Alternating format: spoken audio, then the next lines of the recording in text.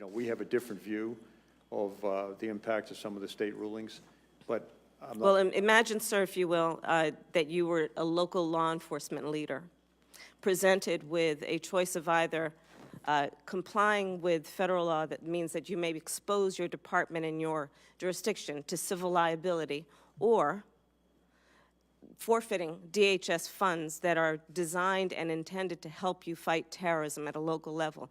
Wouldn't you agree that puts those law enforcement leaders in a, it's almost a Hobbesian choice?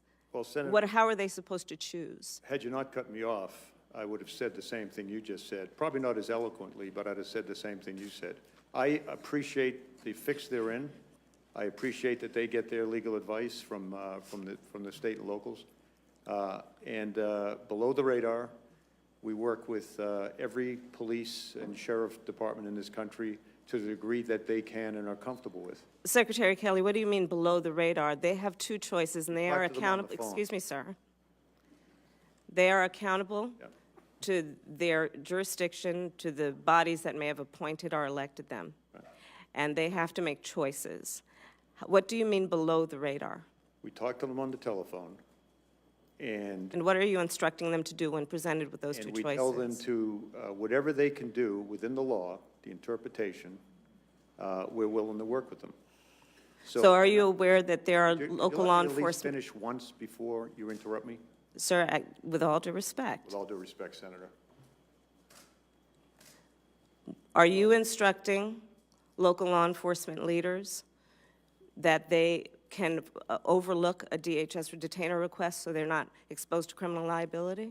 We talk to them about whatever they're comfortable with, whatever they think they can do within the interpretation of their local attorneys general, as an example, or local lawyers. So when they're instructed, once, excuse Senator? me, I'm asking the questions. But I'm trying to answer the question.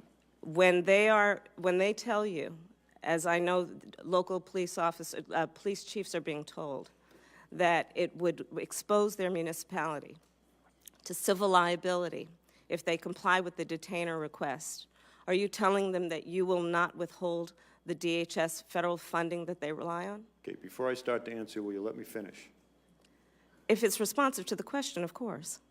We talk to them on the phone and tell them whatever they're comfortable with, whatever they can do within the interpretation of their local lawyers or legal advisors, we'll work with them. So are you willing to then not withhold federal funding when police chiefs tell you that they cannot comply with the detainer request because they've been told by their lawyer that they will expose their jurisdiction or their department to civil liability? I'm willing to work with them in any way I can within the law, federal and local law, whatever they're comfortable with. I don't make threats to people, Senator. Thank you.